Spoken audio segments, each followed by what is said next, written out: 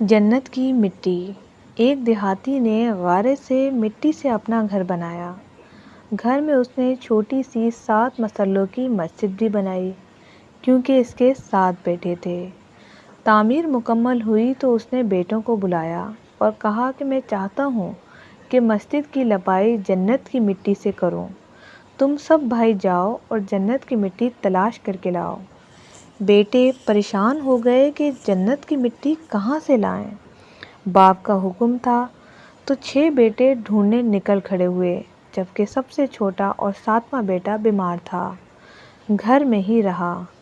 بھائی شام کو تھکے ہارے خالی ہاتھ گھر لوٹے تو کیا دیکھتے ہیں کہ چھوٹا بھائی بوری میں مٹی بھر کے بیٹھا ہے۔ باپ نے پوچھا، بیٹے گھر بیٹھے تجھے جنت کی مٹی کہاں سے مل گئی؟